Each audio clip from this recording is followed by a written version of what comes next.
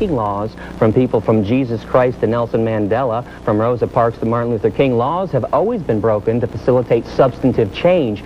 Today's speaker holds a BA in journalism from Oakland University and a radio broadcasting degree from Specs Howard School of Broadcast Arts. Gary Yourofsky has already experienced more than many people will ever want to in a lifetime. He's been arrested more than 10 times and spent 77 days in a maximum security detention center, all in the name of animal rights. Gary has lectured in hundreds of schools nationwide, including the University of Connecticut, Michigan State, and Bowling Green. Author Charlotte Montgomery even included a chapter about Gary in her book, Blood Relations. Please welcome National Lecturer Gary Yourofsky. All right, good afternoon, everybody. My name is Gary Yourofsky. Please take a moment and jot down my email address and my website in case you want to contact me later on. Today we're going to talk about the world's forgotten victims, animals, and the world's oldest and strongest addiction, meat. I'm going to challenge your belief systems today, so certain parts of the speech will be intense. But let me start with a quick disclaimer. I am not here to be your enemy. The views expressed today do not necessarily reflect the views of your professor or this institution. I am not trying to take you away from your religion. No religion mandates meat eating. The golden rule states, do unto others as you would have done unto yourself. Animals qualify as others. And thou shalt not kill. The four most important yet most ignored words in all religious teachings.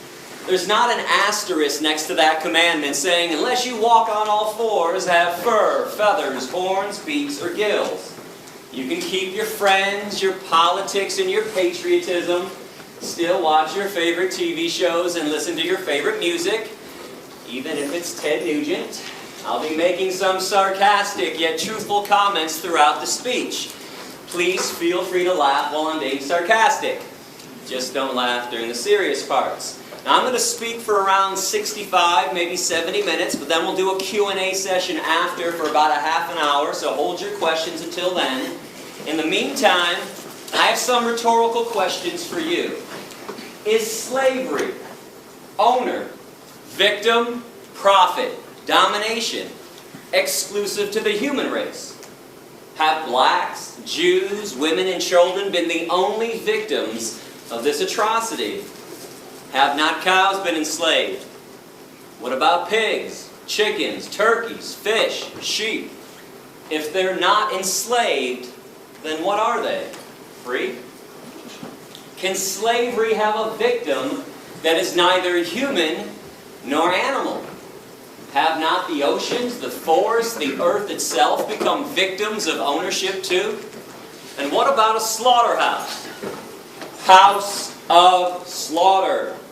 Slaughterhouse. Do you really think there's such a thing as humane slaughter? Exactly what is your definition of humane? Besides psychological and physical abuse, torture, dismemberment, and murder, what else do you think happens to animals inside of a slaughterhouse? You think they get belly rubs and tushy slaps? And if you think there's such a thing as humane slaughter, I'm curious, do you also think there's such a thing as humane rape? Humane child molestation? Humane slavery? How about a humane Holocaust? In fact, what is your definition of a Holocaust? Is it a massacre of human beings? Or a massacre of innocent beings? I thought it was innocent, which brings us to the biggest Holocaust massacre of all. Every year in America, without mercy, we murder 10 billion land animals and 18 billion marine animals. Not for health, survival, sustenance, or self-defense. People eat meat, cheese, milk, and eggs for 4 reasons. Habit, tradition, convenience, taste. I want to define a word that might be new to some people right now, and it's vegan. It's up there on the screen, V-E-G-A-N. Vegans, like vegetarians, do not consume the meat of any land or marine animal. Vegans, however, unlike vegetarians, also refrain from eating cheese, milk, eggs, honey, or any animal product whatsoever. We also don't wear animal skins, no fur, leather, wool, silk, or down. Now I want to let y'all know that I was not raised vegan. I ate meat, cheese, milk, and eggs for around 25 years. I used to wear leather shoes and belts and jackets like everyone else. In fact, around 20 years ago, I even owned a fur coat. Needless to say, I understand your lifestyle. It used to be mine. And for people involved in politics, let's get this out of the way right now. I am not a Democrat, an anarchist, or some hippie with a closet full of tie-dye shirts. I'm not a Republican, a socialist, or a fascist. I'm an activist. Root word is active. I've been banned from 5 countries so far and arrested 13 times for random acts of kindness and compassion on behalf of my animal brothers and sisters. If you want to read up about that, check out my website. And today, I would love to give you a chance to actually do something and truly get involved. Because I understand a lot of people want to get involved. Honestly, I do. But putting a coexist bumper sticker on your car, wearing a "What Would Jesus Do" bracelet, or sporting a peace and love and sunshine t-shirt, that is not getting involved. I understand that we're all on a journey in life. We all have different likes and dislikes, different nationalities and religions too. But there's one thing that we need to have in common with each other, and that's peace. Genuine compassion and genuine peace for our planetary companions. Contrary to political and religious dogma, animals do not belong to us. They are not commodities. They're not property, and they're not inanimate, stupid objects who can't think and feel. That Descartes Cartesian way of looking at animals like they're machines, it is outdated and, quite frankly, 100% insane. Because if we all understand that animals can use their eyes to see, ears to hear, noses to smell, mouths to eat, legs to walk, feathers to fly, fins to swim, genitalia to procreate, bowels to defecate, I'm always perplexed that most people don't believe that they can also use their brains to think, feel, be rational, be aware, and be self-aware. Am I supposed to believe that every body part on an animal functions just like it's supposed to? Except the brain? Those lies are thick. The propaganda from the animal abusers is enormous. I mean, when was the last time you turned on TV and saw a commercial for shiitake mushrooms? People singing and dancing down the streets, having a good time, eating mushrooms. How about alfalfa sprouts? Quinoa.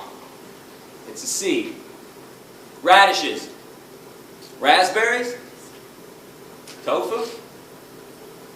You don't see that stuff advertised on TV. What do you see instead? Have some more meat. Have some more cheese. Have some more cheese on your meat. Meat, cheese, double cheese, extra cheese. And how about a little more cheese with your meat? Have some more cow's milk. Have some more eggs. And then what do you see interspersed between those advertisements? Not feeling so well? Need to see a cancer specialist? How about a heart doctor? Need some Lipitor, Zocor, Crestor, Plavix? Need some diet pills? How about some energy drinks? Some Kaopectate, Tums, Pepto-Bismol. You've been duped. They're killing you, they're killing the animals, and they're killing this planet. And those blinders are on nice and tight. But if you give me an open mind today, that's all I ask for, an open mind, I'm going to take your blinders right off. My goal is simple. All I want to do is reconnect people with animals. awaken some emotions and some feelings and some logic that has been buried and suppressed intentionally by our society. And the reason why I say reconnect, it's because each and every person in this room used to be a real animal rights person at one time, a true animal lover, and a real friend of the animal kingdom. And it's when we were kids. When we were young, when we were kids, man, we used to be in awe of animals. They used to make us laugh and giggle and smile. They made us pretty happy. And there was a time in our lives when we would do just about anything in the world to make them happy as well, to protect them from cruelty, or to at least acknowledge the cruelty they were receiving. I mean, if somebody was mean to an animal in front of us when we were little, we would have screamed and cried. And that's because we all used to understand right from wrong when it came to the treatment of animals, until somebody told us and taught us differently. You better believe somebody told us to ignore their suffering, to mock and excuse their pain and their misery, to make fun of their very existence. And this is something I want you to focus on today, tomorrow, and beyond. What in the hell happened along the way? Who taught us to be so mean and nasty and vicious and hateful, or indifferent towards animals when they used to be our friends? These are innocent beings who have done nothing wrong to us. Because I'm pretty sure we can all agree in at least one thing right now, that hatred in its purest form is a learned behavior. Racism, sexism, heterosexism, anti-Semitism, misogyny, these are all learned behaviors. When kids are 2, 3, 4 years old playing on a playground, they could care less about the color of their friend's skin or the religious background. I don't think there's any doubt that hatred in its purest form is learned. So speciesism is no different.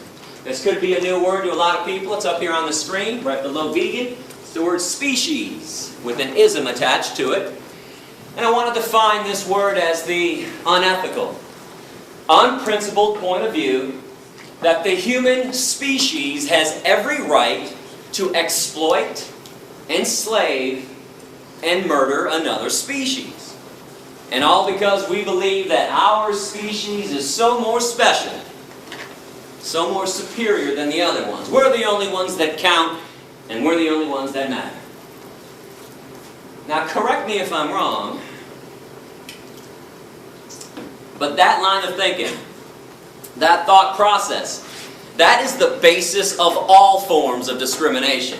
One group saying and thinking they're more special than everyone else, and they proceed to exploit them, oppress them, denying them their right to be free. They treat them like property. They enslave them in many cases, and in many other cases they murder them with premeditation and without penalty. And understand something essential about discrimination. It is never okay to be picking and choosing which forms of discrimination to be opposed to.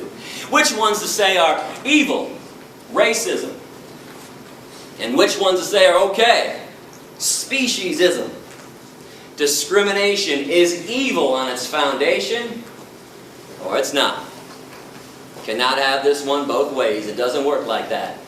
I want to ask you to use some empathy right now. And when I say empathy, what I'm saying is place yourself in the position of the animals and start to view this issue from the animal's point of view, from the victim's point of view. When you examine any form of injustice, whether humans are victims or animals are victims, please remember the victim's point of view. If you are not the victim, don't examine it entirely from your point of view, because when you're not the victim, it becomes pretty easy to rationalize and excuse cruelty, injustice, inequality, slavery, and even murder.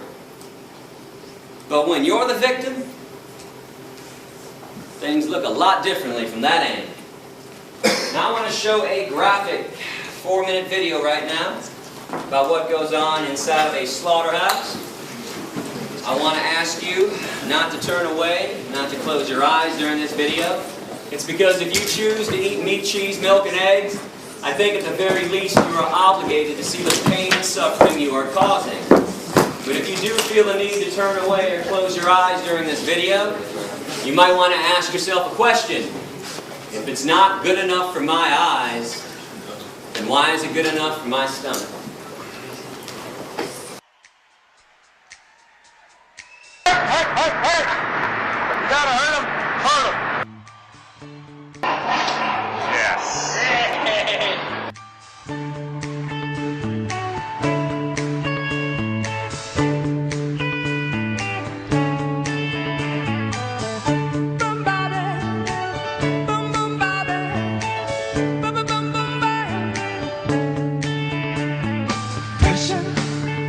Pushing down on me, pressing down on you. No man has fallen under pressure. It burns a building down. It splits a family in two. Puts people on streets. Boom ba ba ba, boom ba ba ba, ba ba. That's okay.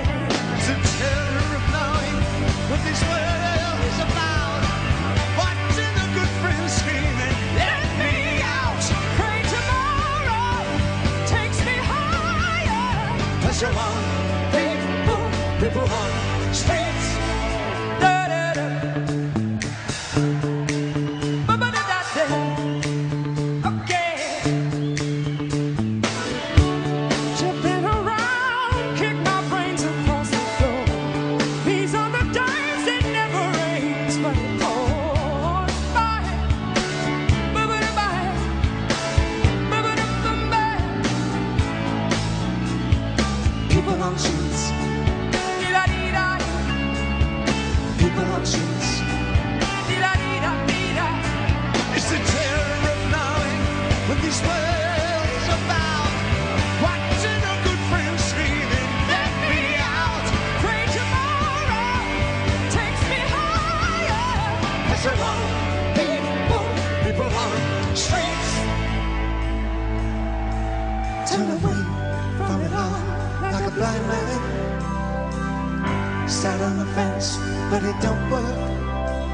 Keep coming up with love, but it's so slashed and torn.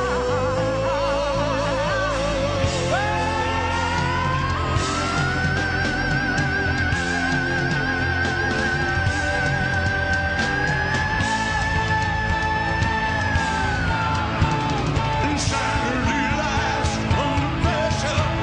Why can't we give love one more chance? Why can't we give love now one more chance? Why can't we give love, give love, give love, give love, give love, give love, give love? Is love such an old-fashioned word, and love dares you to care for the people on the edge of the night, and love dares you to change our way of caring about ourselves. This is our last dance. This is our last dance. This is ourselves under pressure. Under pressure. Pressure.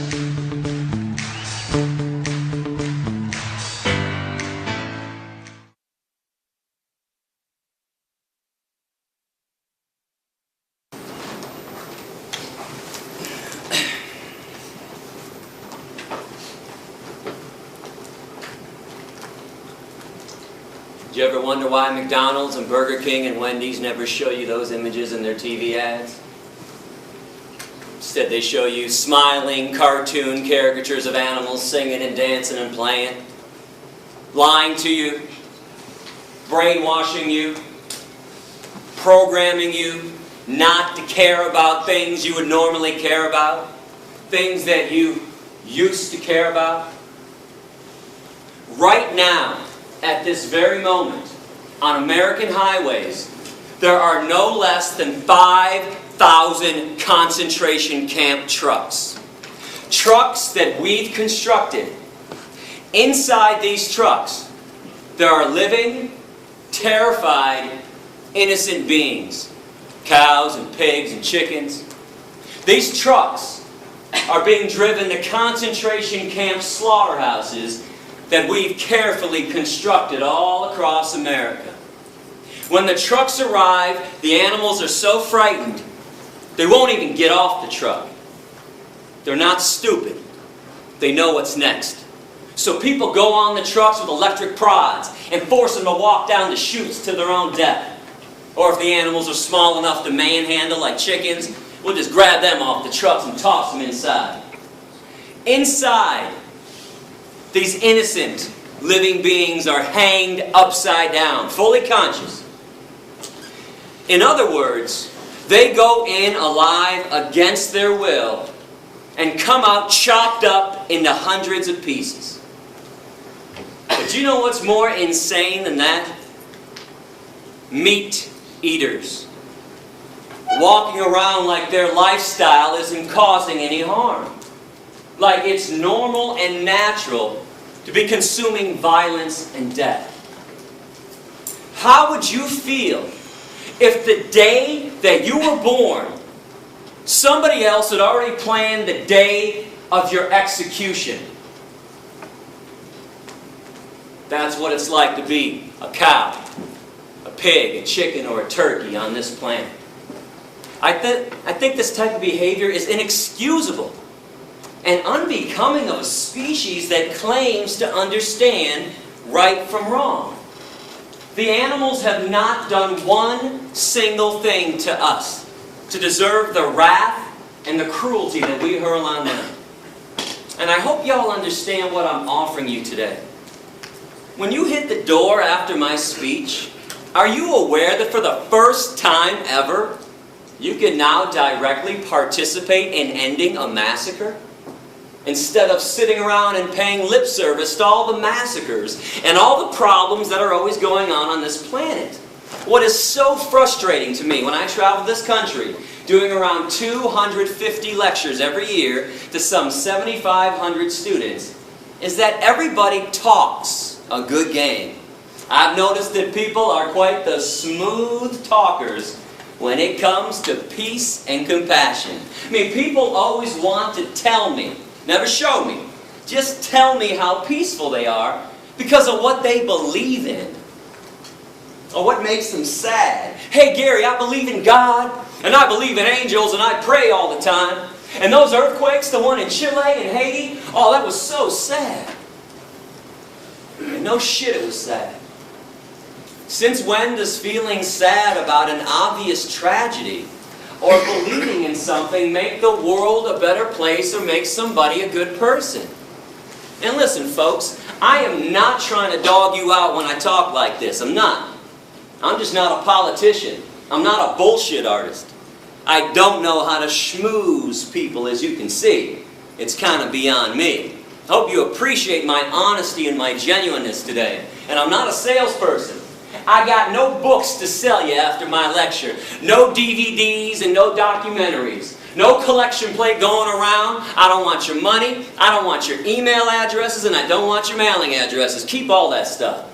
I am here to talk about the worst form of cruelty and violence taking place on this planet, even though most people don't seem to care about it.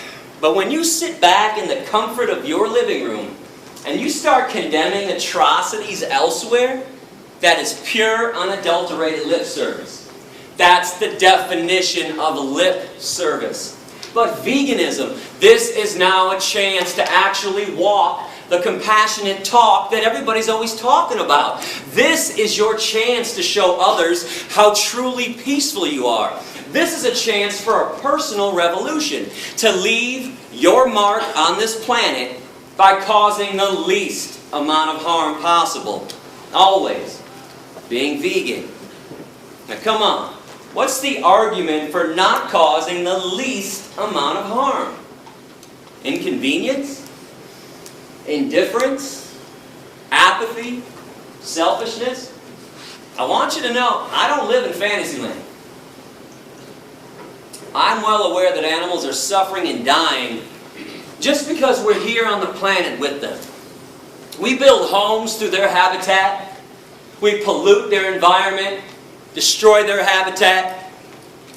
Is there a reason we have to maximize the suffering and maximize the cruelty and the death that they already endure by eating them on top of it all? You want to talk about pouring salt into somebody else's wound.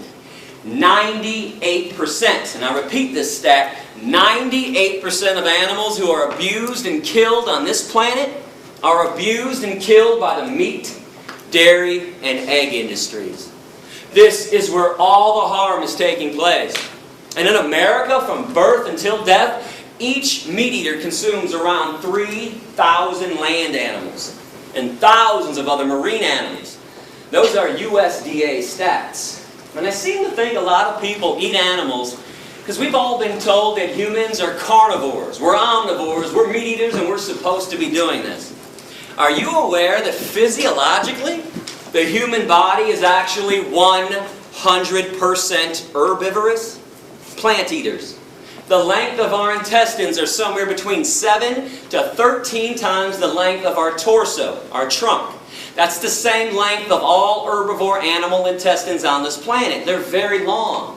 But the length of the intestines on real meat eaters, hyenas, coyotes, bears, tigers, and lions, only 3 to 6 times the length of their torso. They have a short intestinal tract so they can push through quickly decaying and rotting animal flesh, animal protein, cholesterol, saturated fat, trans fatty acids, which is why it is impossible, I repeat, impossible for any genuine meat eater to ever clog their arteries. Never happens to a real meat eater. What's the #1 killer of humans who choose to eat meat, cheese, milk, and egg? Heart disease from clogged arteries, atherosclerosis.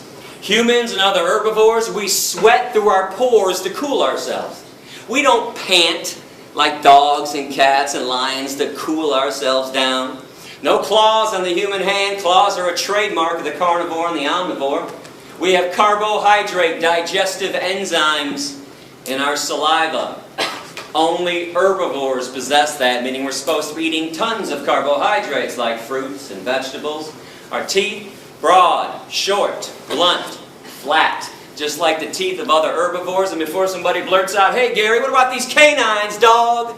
Most of the herbivores have canines, incisors, and molars. It would not be possible for us to be eating hard fruit like apples without those teeth. Our lower jaw goes from side to side in a grinding, chewing motion, like this. We grind and chew when we eat. If you grind and chew when you eat like you all do, you are an herbivore. The jaws of carnivores and omnivores can only go up and down, vertically, rip and swallow. There's no chewing, grinding, side-to-side action. And I'm a fair guy. I mean, if somebody out there truly believes that humans are meat eaters, I'll give you 2 challenges to prove me wrong after class, and please do so if you want. I want you to go outside and locate a squirrel on campus.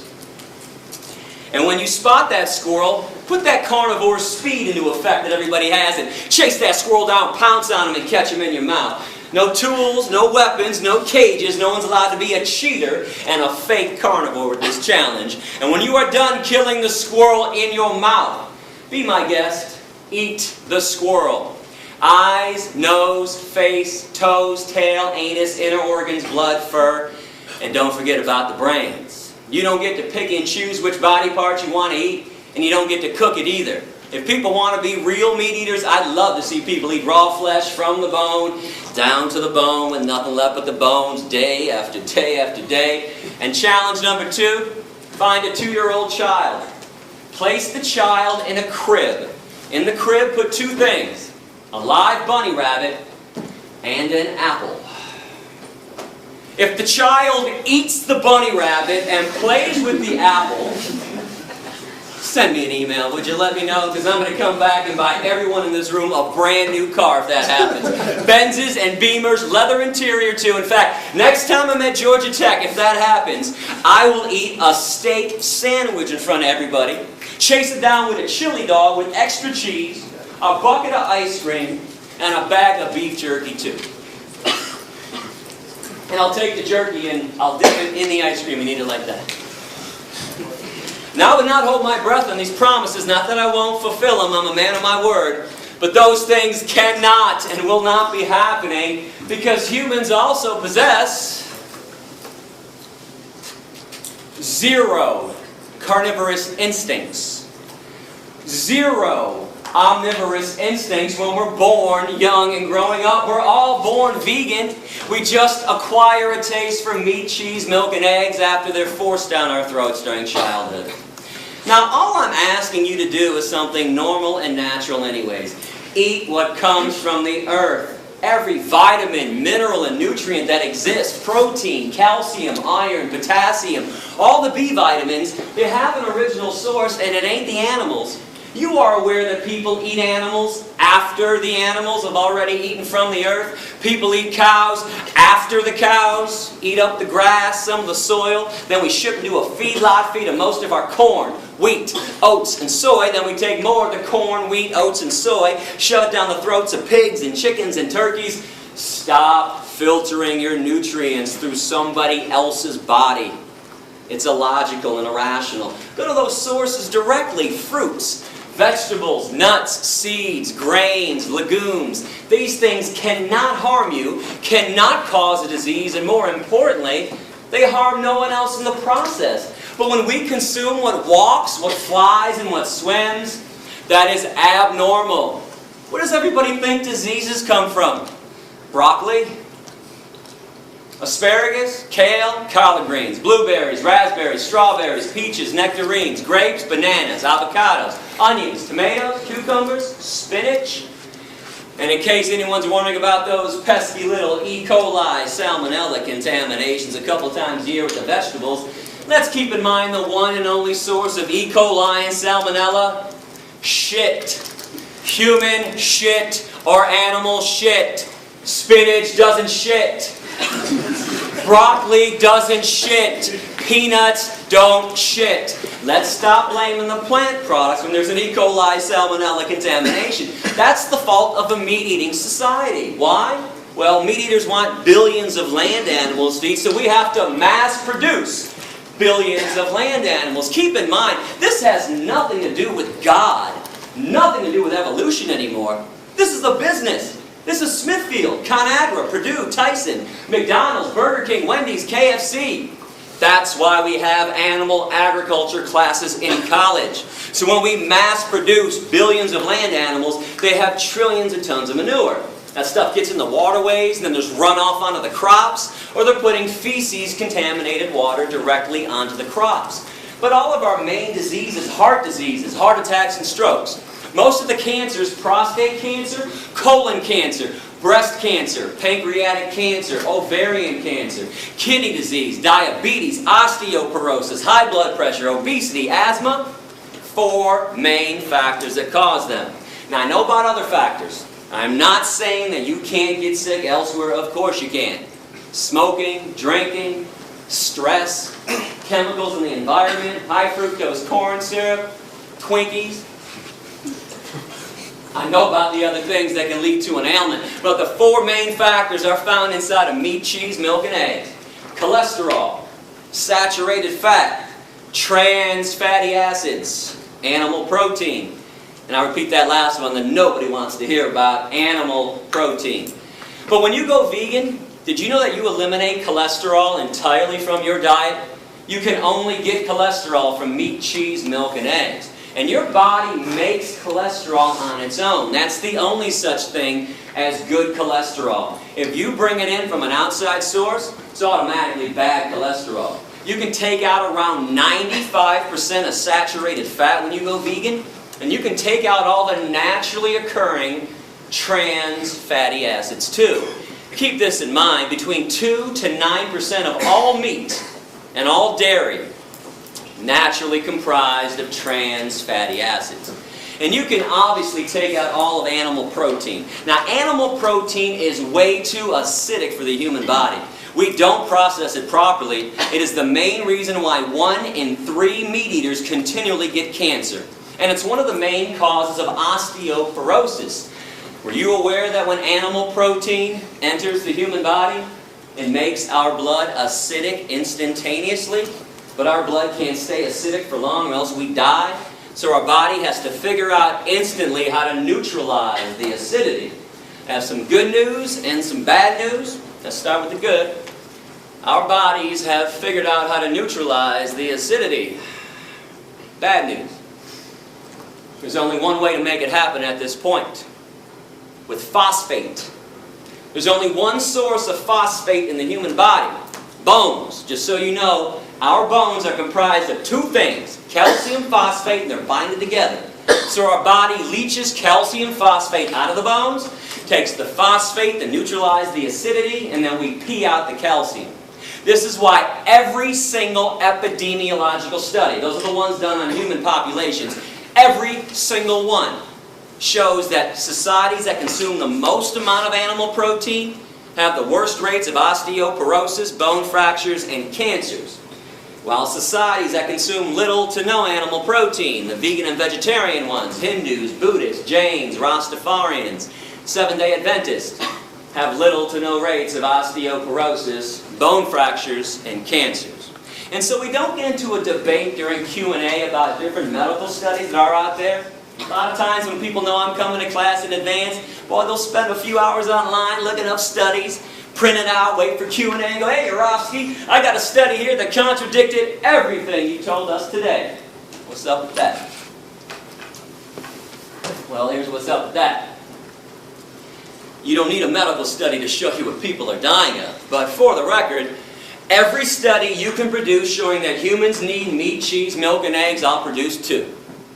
2-to-1 ratio, showing that meat, cheese, milk, and eggs are responsible for every major disease. But we all know medical studies can be manipulated either way. So even though I got a heavy 2-to-1 edge on this, I say toss them all out, because you don't need them. All you have to do is pay attention to this meat, cheese, milk, egg-eating society that we all live in. So how many of your family members and your friends' family members have a disease already or have died already from a disease? Because I can't be the only one affected by this. My grandfather died from a heart attack. My grandma died from a stroke. My Uncle Jack died from a heart attack. And last October on the 15th, I got a call around midnight that my father had just died from a heart attack. My mom, she's got asthma. My stepdad's got heart disease so badly he takes 7 pills for breakfast. My best friend Darren, 4 of his aunts and uncles have died from diabetes. His ex-girlfriend Rita has breast cancer at 40 and she's dying. Just found out a few months ago that his current girlfriend Dion has ovarian cancer. And yesterday my girlfriend just found out that her father has prostate cancer. What's the one thing we all have in common with each other besides the air we breathe and the water we drink? Meat, cheese, milk, and eggs. Animal products all day long. And I know you can blame some of the cancers on environmental pollution. There's no doubt about that. But how are you going to blame heart attacks and strokes on environmental pollution? And diabetes, osteoporosis, obesity. Here, I'm going to break this down for you in a couple different ways today. I'll show you what's killing people. And I'm going to show you who's lying to you too. Flat out, bold-faced lies. Let's come to an agreement on the dairy industry. And let me know if I'm being unfair with this. I want to know. According to the dairy industry itself, the main reason they exist is so you can get calcium. Fair? Is that not their entire claim? Eat some cheese, drink some cow's milk, strong bones, strong body. Milk does a body good. Got milk? Check it out with the USDA. In America, we consume the most amount of dairy on the planet. Right here, you can't even get a sandwich anymore without cheese. We put cheese in every nook and every cranny of every single food item. We put it inside the pizza crust now. We put cheese on top of salads too. You can't even get salad anymore without cheese. And if you're lucky to find salad minus the cheese, what's the first thing people say to the waiter? Hey, can I get some ranch? Or some Thousand Island? Can you pour some dairy on these vegetables for me? So in this society where everybody is hooked on cheese, I mean hooked like it's been laced with weed, crack, ecstasy, morphine, and the antidote. Most people can't even fathom one meal, let alone one day or a lifetime without cheese. In fact, if you want to know why vegetarians never go vegan, cheese. Cheese on a baked potato, cheese on a broccoli, cheese on everything in sight. Even lactose intolerant people eat cheese. And I don't care what anybody says about this, they might avoid straight up cow's milk, but slap a double cheese pepperoni pizza down in front of a lactose intolerant person, no hesitation, right down the hatch. So we got all these animal products coming into our diet. Do you ever wonder why there are no less than 3 TV commercials being run for calcium supplements? Actonel, Boniva, Citracat. You've got to be kidding me. Calcium supplements in America? How come there's osteoporosis at all? How come at the vitamin stores, I say plural stores, because when I travel the country, boy, meat eaters pull me aside all the time and say, hey Gary, we eat meat because you get everything you need from meat. All the vitamins, all the minerals, all the nutrients. Well, how come in this meat, cheese, milk, egg eating society that we all live in, every city has not only 1, but 2, 3, 4, 5, or 6 vitamin stores? How come Rite Aid, CVS, and Walgreens now have complete vitamin sections too? With a whole shelf devoted to calcium supplements. I thought everybody was getting calcium from the animal products. That's what the meat and dairy people say. Newsflash, you don't. Animal protein won't allow it. Animal protein makes your blood acidic, so your body takes calcium phosphate out of the bones. Phosphate to neutralize, calcium gets excreted through the urine. There are 4 commercials for fiber. Metamucil, Fibercon, Fibersure, and Betafiber. If people ate a friggin' apple or a pear once in a while, nobody would need help taking a shit. Now pay attention and look around and see what's going on. Now with all this being said, we've established the 4 reasons why people eat meat, cheese, milk, and eggs. No debating, no discussing it. Habit, tradition, convenience, taste good. Yeah, I know why people do it. I did it for 25 years myself. We don't do this to be ethical and stay healthy. That's obvious. And we don't do this to help the environment out either. 2 quick things on the environment. And by the way, go to my website, click on all about veganism, click on the environment section. World hunger and environmental pollution. Root cause of world hunger, meat-eating societies. 65% of the world's grains are set aside every year to feed 53 billion land animals that are killed every year on this planet. And tens of billions of marine animals. We got fish farms nowadays. Instead of using those crops for 6.5 billion people. Do the math on this. You don't have to be Einstein to figure this equation out. And again, environmental pollution, air pollution, water pollution, deforestation, greenhouse gas emissions. #1 cause is animal agriculture. Now I want to get back to taste good though, because I think meat tastes great.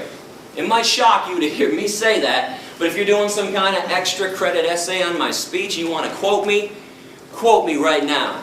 I love the way meat tastes. Love it. Cheese, love it. Cow's milk and eggs, love it. Guilty as charged. I did not stop eating this stuff because of a taste issue. I stopped for ethics, morality, decency, compassion to the animals that I share this planet with. But here's the coolest thing about being vegan in this day and age. It's never been easier. You can have the same smell, taste, and texture of meat, cheese, and milk without it. Nobody has to suffer and die for dinner anymore, including you. They make all the products you like to eat in a vegan version. They make it from soy and wheat and rice and hemp. I want to show you some of the products that are out there, and I'm not receiving compensation from these companies. These are my selections of best tasting mock meat. I'm going to put them up on the screen so we can all see it clearly. You guys like bacon? Light Life, smart bacon. Bacon made from soy. This company, Light Life, also makes smoky tempeh bacon.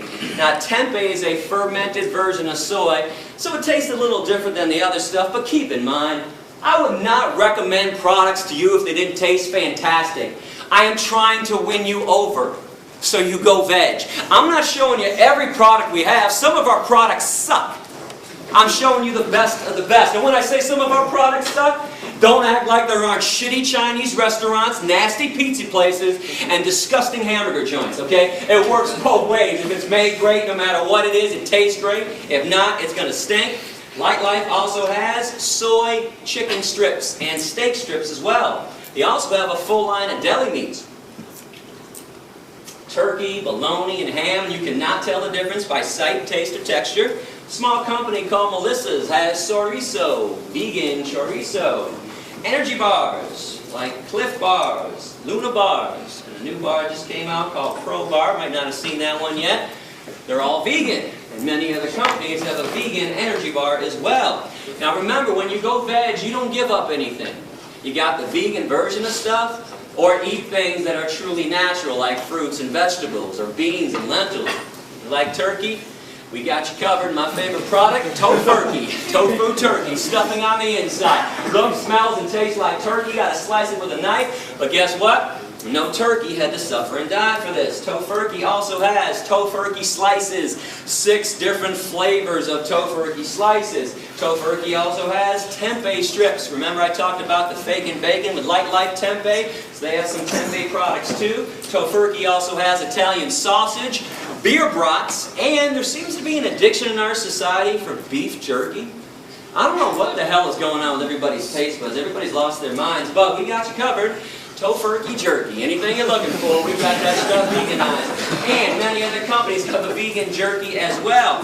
The absolute best company on the market right now is It's All Good Gardein Protein. That is 1 of their chicken dishes. That is 2 of their chicken dishes. 3 chicken dishes. They have more chicken dishes. They have steak dishes. And they just came out a few months ago with buffalo wings as well. Trader Joe's, that grocery chain, they want to compete now in the soy meat industry. They made their own brand of soy chicken and soy steak strips. There's a company called Vegetarian Plus, and they have vegan citrus spare ribs. And Garden Burger has had riblets, mock ribs, for over 10 years. I can't tell you how many of my meat-eating friends and family members I flat out fooled with this stuff. And this company also has shrimp, kung pao chicken, orange chicken, and tuna rolls as well. Now I mentioned wheat meat earlier. I don't think people really understand what it is. There's actually a name for it. It's called seitan. Not Satan, seitan. I want to give this stuff a try too. And they now have flavored seitan on the market too, by Upton's, ground beef style, chorizo style. They also have an Italian sausage flavor as well. Some other favorite companies, Nate's Meatless Meatballs. Now I know you guys have seen veggie burgers before, probably Boca. But if you don't like Boca, good news, there's Amy's, Morningstar Farms, Dr. Prager's, Sunshine Burgers, and Garden Burger, all the different taste and texture. If you're looking for no soy, different kind of mock meat in your diet, new company called Bahama Rice Burgers, burgers from rice. They also have sausage and meatballs made out of rice as well. Another company with a no soy, different kind of mock meat taste. A small company from Cincinnati called 5 Star Foodies has artichoke burgers. My new favorite veggie burger by far, burgers from artichokes. They also have a harvest roast. It says vegetarian, but it is vegan. It's a fake turkey with fake skin around it too. Now Amy's is on the market. I know you've seen her stuff. She's got a ton of stuff, but keep in mind most of her stuff is only vegetarian. Still has eggs and cheese and other animal byproducts in there, but one of her vegan stuff, tofu scramblers, a fake egg, a Hot Pocket that actually tastes good and it's good for you too. Amy's also has rice macaroni with diet cheese, a brand new vegan cheese on the market, diet cheese, which you can find in Whole Foods right now. Comes in 2 different flavors. A lot of people are going crazy for the diet cheese. I still like Follow Your Heart, which has 4 different flavors of vegan cheese. Comes in a big block and it melts. Now sometimes you got to be creative with this stuff. Light Life also has vegan pepperoni, which is ready to eat directly out of the bag. If you get some of this vegan pepperoni, Buy yourself a tofutti pan pizza with tofutti soy cheese on it. Tofutti also has cream cheese, sour cream, and ice cream as well. Before it goes in the oven or after it comes out of the oven, slap some pepperoni on there, you got yourself a pizza.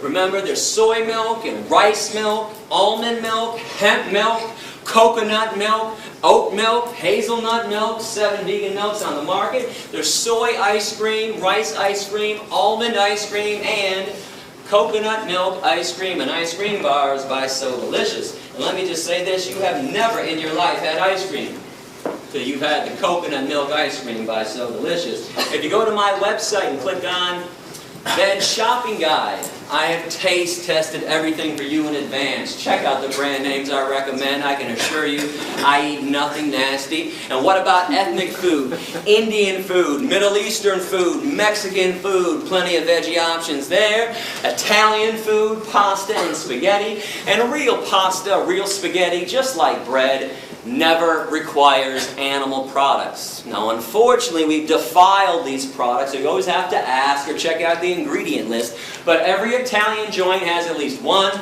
if not 2 or 3 of the genuine noodles, which are always vegan. And when it comes to the best bread around, Whole Foods or Panera Bread, Bruegger's Bagels, Einstein Bagels, 90% of those breads and bagels are always vegan. Asian food, Japanese food, Chinese food, Thai food, Korean food, Vietnamese food. All you have to do is substitute tofu for the meat in any of their dishes. Tell them to make it without fish sauce, and you have a vegan meal. And soul food can be veganized as well. In fact, you guys are pretty lucky to be in Atlanta. You have 2 soul food restaurants owned by the same company, Soul Vegetarian, 10 minutes from campus. Vegan mac and cheese, collard greens, yams. They have something called a kale bone sandwich, which is a fake roast beef sandwich with cheese dripping off of it too. You gotta check out Soul Vegetarian. And don't think I don't watch your faces when I'm up here. How come when I talk about mock meat, I always catch a handful of people in every crowd, and we got a big crowd today, so I stopped counting at about 8 or 9.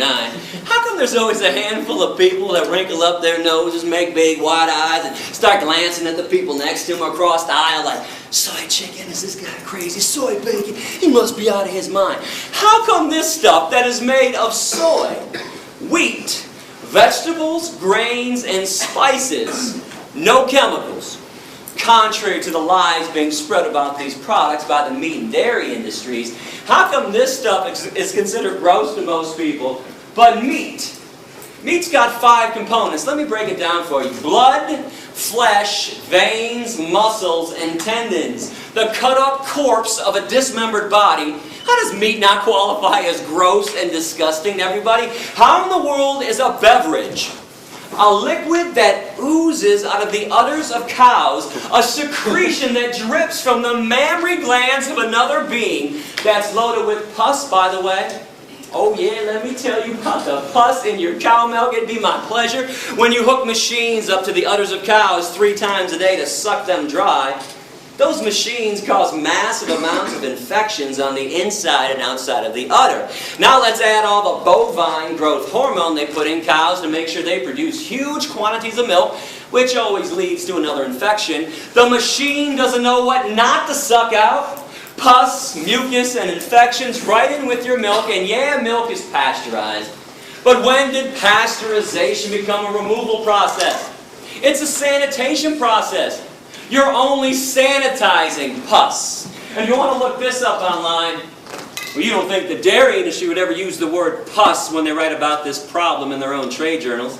Yeah, they're going to deceive you again with this. Look up the scientific term for pus, somatic cell count.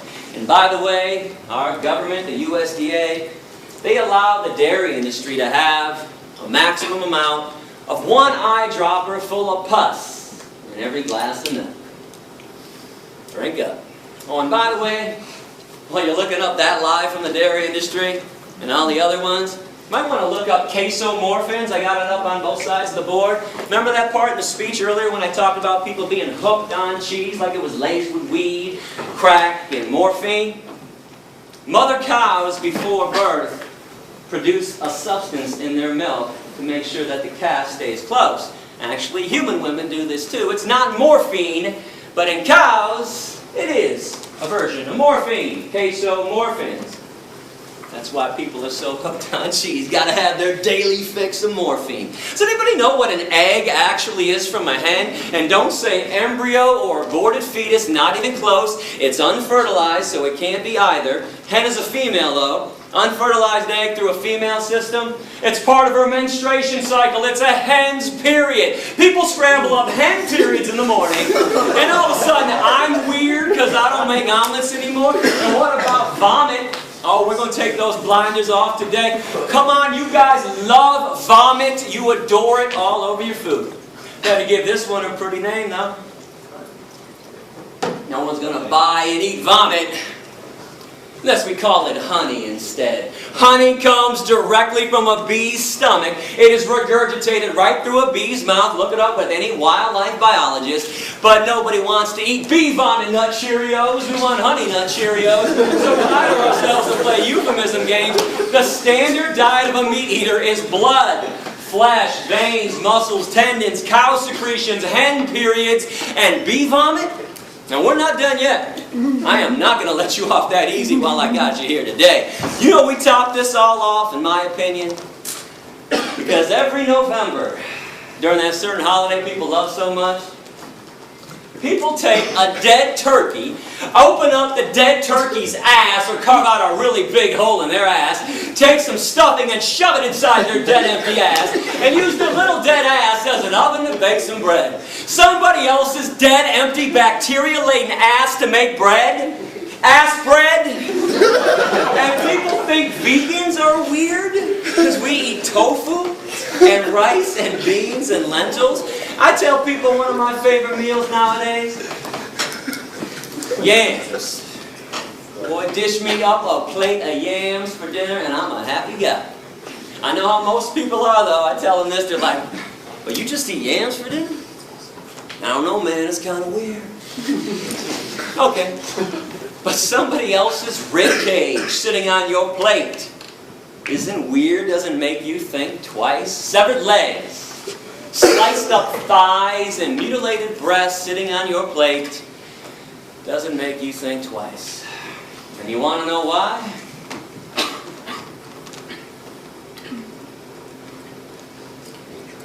Those blinders are on nice and tightly, aren't they? And I bet most of you were perturbed at me when the speech began and I accused everybody of having blinders on. I am not here to be your enemy.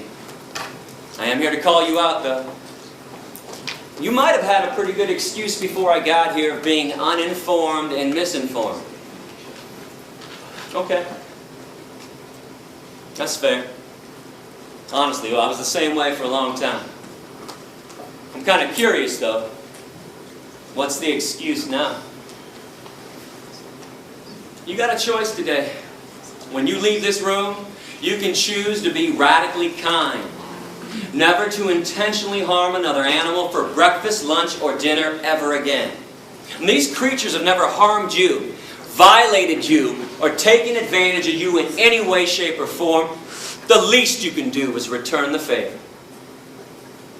Or you can stay radically cruel. Keep the status quo as is. Make sure animals have no freedom.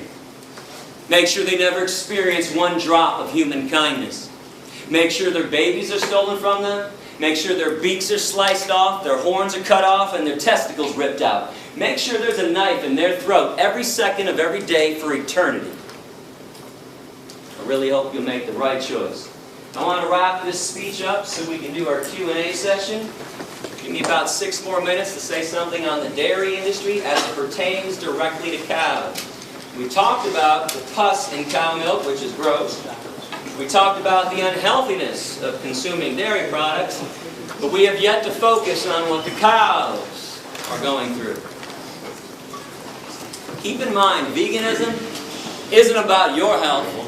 That would be selfish. I'm trying to get people to be unselfish for a change, to be altruistic, do something kind for somebody else, and when you do that, don't expect something in return. But when it comes to cruelty, I think there's more cruelty in a glass of milk than a steak. I want to make my case visually and verbally. You're only the 11th class to see what I'm about to show, because this just went down a few months ago in Plain City, Ohio, at a mom and pa dairy farm.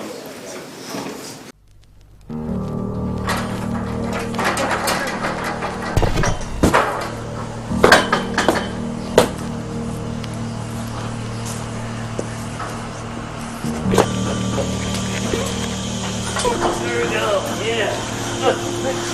Yeah, you're fucked. You're mine. Fuck your shit up. Yeah, here's mine, motherfucker. Yeah. Yeah,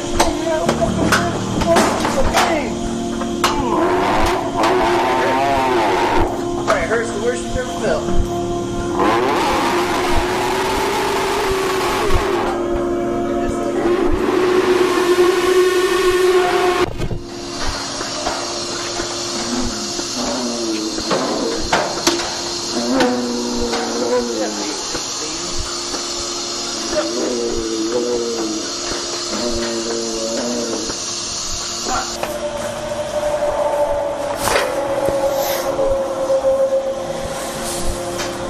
Oh, you're a bullying underwriter, dude.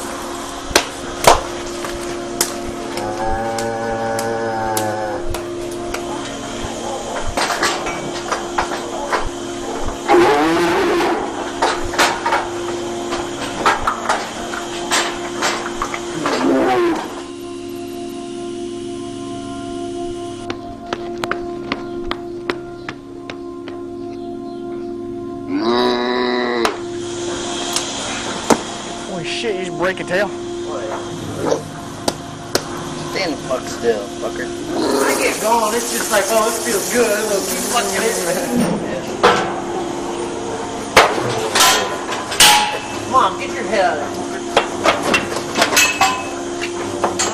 We beat the fuck out of this cow. We stabbed her, broke her tail for place, kept stabbing her ass, beat her.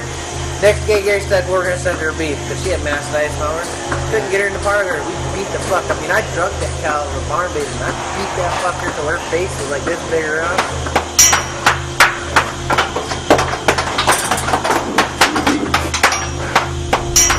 Alright, you made me mad, Captain. I gave you a chance.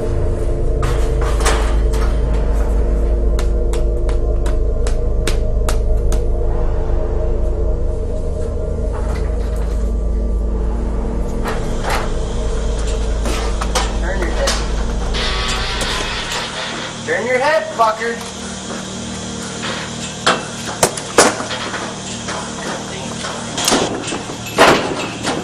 Turn your ass. Turn your ass. Come on.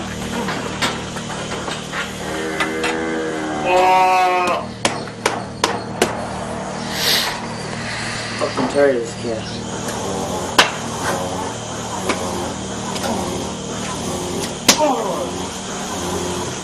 Oh, I got it bad. My blood pressure's up.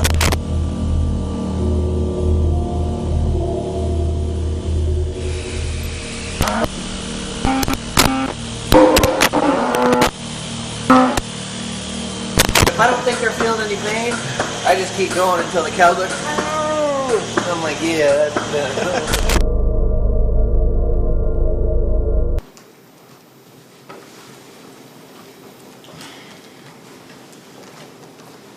This is not an isolated incident. Don't for 1 minute think that this is an isolated incident. This is how slaves are treated. You don't really think that slaves get treated nicely, do you? You really think white people were nice when they shipped black people over here on ships? You don't think Nazis were nice when they walked Jews and gypsies into the gas chambers, do you? And this happens because you want to buy those products. Yeah, that guy's a scumbag for doing that. But he's doing that because you want to eat what comes out of her body. And enough already. You're not a caveman and you're not a cavewoman anymore. Stop acting like Neanderthals. This is 2010. Give it up. It's not cute and it's not funny. Because animals are being abused. It is not your right It is not your freedom to do this to them. You don't get to have freedom when somebody else doesn't. That's a violation.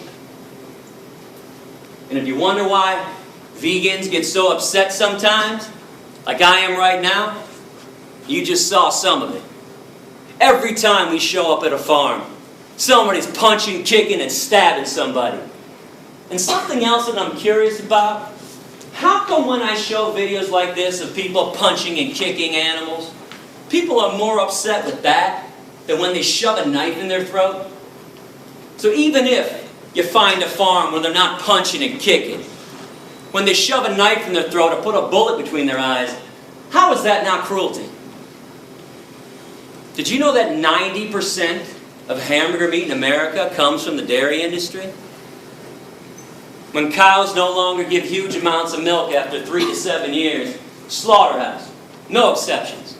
If ever given a chance, cows can live to be 18 to 25. And cows are like all female mammals. I am not trying to talk down to you when I speak about animal issues.